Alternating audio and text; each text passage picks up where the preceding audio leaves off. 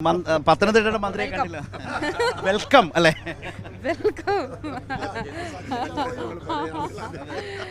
Welcome welcome hearty welcome. Please please please. എല്ലാവരും സംസാരിച്ചു. ഇനി ഈ ഹസ്തദാനം ഒരു പ്രത്യേക ഹസ്തദാനം ആയിരുന്നു, അതുകൊണ്ട്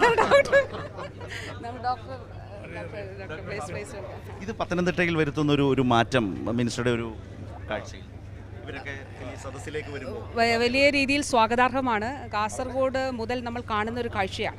അതായത് ഈ ഗവൺമെൻറ് ഉയർത്തുന്ന വിഷയങ്ങൾ, ജനങ്ങളെ ബാധിക്കുന്ന വിഷയങ്ങൾ, സംസ്ഥാനത്തെ ബാധിക്കുന്ന വിഷയങ്ങളുമായി അതിനോട് പോസിറ്റീവായി പ്രതികരിച്ചുകൊണ്ട് ഉത്തരവാദിത്വമുള്ള നേതാക്കൾ എത്തിച്ചേരുന്നു എന്നുള്ളത് വളരെ വളരെ സ്വാഗതാർഹമായിട്ടുള്ള ഒരു കാര്യമാണ്. പത്തനംതിട്ടയെ സംബന്ധിച്ചിടത്തോളം വളരെ സന്തോഷമുള്ള കാര്യം. അതായത് പത്തനംതിട്ടയുടെ ചാർജുള്ള മന്ത്രിയാണ്, അപ്പോൾ ഇവരെ അകത്തേക്ക് കൊണ്ടുപോകാൻ മുഖ്യമന്ത്രിയുമായി ഹൃദയപൂർവ്വം സ്വാഗതം ചെയ്തു. രണ്ടുപേരെയും ബഹുമാന്യരായിട്ടുള്ള സമുന്നതരായ നേതാക്കളാണ് രണ്ടുപേരും. എത്രയോ വർഷങ്ങളായിട്ട് പത്തനംതിട്ടയുടെ രാഷ്ട്രീയത്തിൽ സജീവമായി നിലനിൽക്കുന്നവരാണ്. അദ്ദേഹം DCC പ്രസിഡന്റും ഒക്കെ ആയിരുന്നു. അദ്ദേഹം അതുപോലെ ഉന്നതമായ സ്ഥാനം, ജില്ലാ പഞ്ചായത്ത് പ്രസിഡന്റ് സ്ഥാനം അലങ്കരിച്ച വ്യക്തിയാണ്. അപ്പോൾ അതുകൊണ്ട് ഹൃദയപൂർവ്വമായ സ്വാഗതം.